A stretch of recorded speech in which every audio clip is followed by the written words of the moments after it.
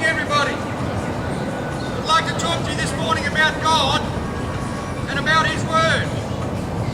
God has given us His Word, the Bible, so that He can tell us what's on His mind and to reveal Himself to us. If we didn't have the Bible, we wouldn't know what God requires of us. But God has given us His law so that we can know what He requires of us. Now, what is His law? Basically, God's law is the Ten Commandments. And what are they? If I was to ask you today how many of the commandments you could tell me, I doubt that any of you could tell me all 10.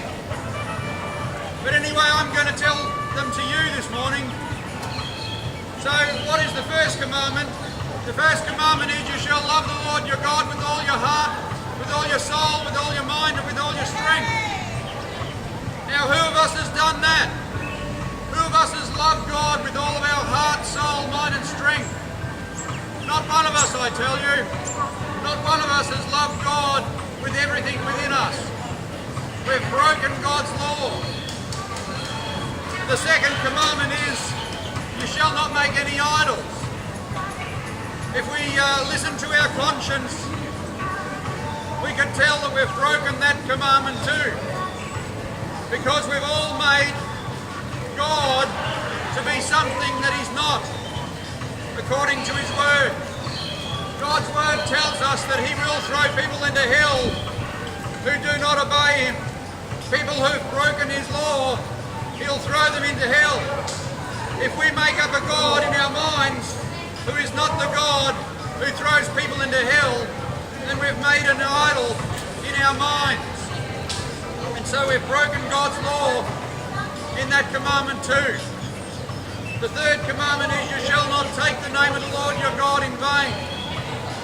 All of us have done that. We've used God's name irreverently. We've used His name flippantly. We've used His name offhandedly. We haven't thought about every time that we've used His name. And so we've broken that commandment too. And the thing is, if we've broken one of God's commandments, we've broken all of them. Because the Bible tells us that. The beautiful thing is that the Bible tells us what's on God's mind. The Bible tells us what God thinks. And the Bible tells us what God thinks of us. And if we've broken His commandment, if we've broken one of His commandments, or if we've broken all of His commandments, He tells us that He will throw us into hell. And when you get thrown into hell, you can never get out. It's a place that you can get into quite easily. You don't have to do anything to get in there, just go along with the flow. But once you get in there, you can never get out. So what's the fourth commandment? The fourth commandment is, remember the Sabbath to keep it holy. Now, who of us has kept that commandment? Who of us has set aside a day of the week where we just ponder upon God's law and ponder upon God's grace and His goodness and upon His Word and listen to what He tells us? And none of us have done that. And most of us have broken that commandment by thinking that we can gain heaven by our good works. But we can't gain heaven by our good works. But we are all as an unclean thing, and all our righteousnesses are as filthy rags. And we all do fade as a leaf, and our iniquities like the wind have taken us away. The thing is, there's nothing good that we can do which will endear us to God. There's nothing that we can do that will bring us into heaven. But God has done it all. God has provided a way for our salvation. But I'm getting ahead of myself if I talk about that now. So what's the fifth commandment? The fifth commandment is obey your parents. Honour your parents and obey them. If we've ever been chastised by our parents, we haven't obeyed them perfectly, and so we're guilty of breaking that commandment. The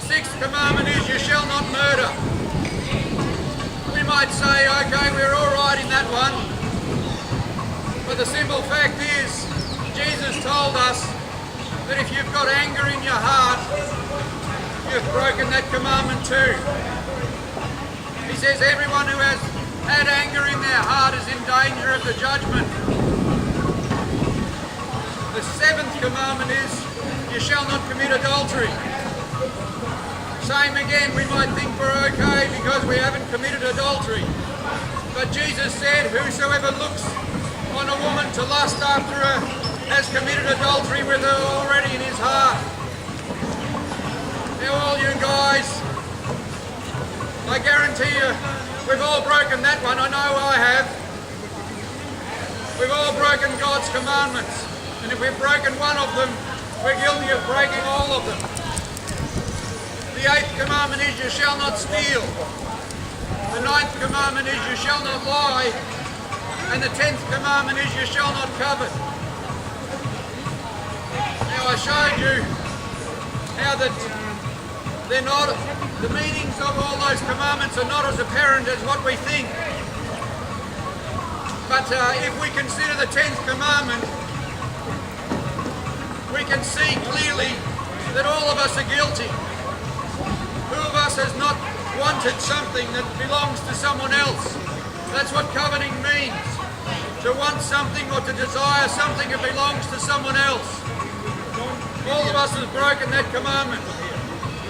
So we're all guilty before God. So we're all in trouble with this holy God who cannot look on sin.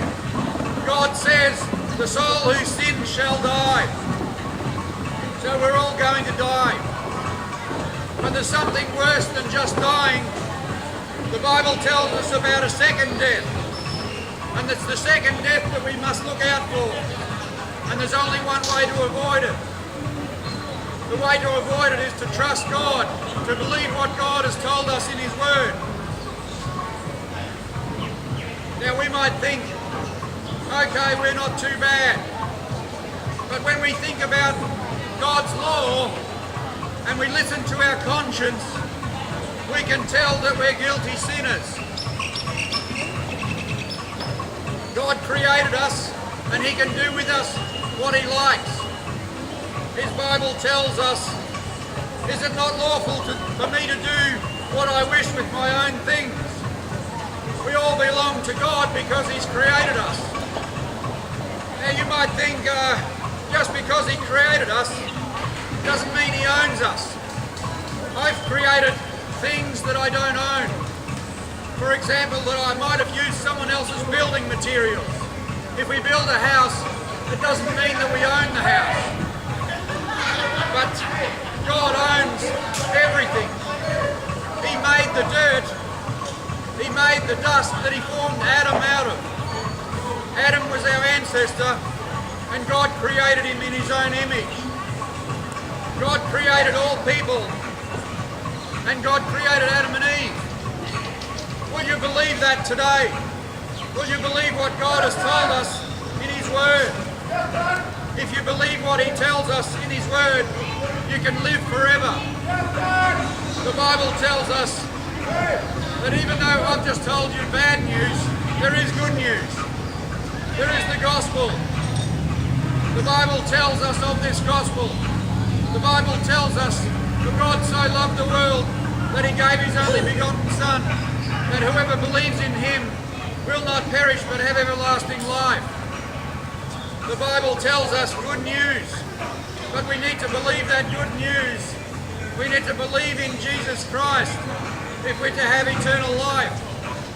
He who believes in the Son has eternal life, but he who does not obey the Son shall not see life, for the wrath of God abides on him. Believing in Jesus Christ also means obeying Jesus Christ. We can't believe Jesus Christ and yet not obey Him.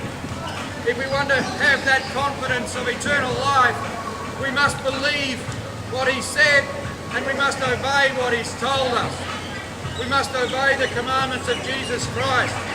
That's not how we get saved, but if we are saved, we will do that. We can't get to heaven by our works. We can only get to heaven through trusting in Jesus Christ.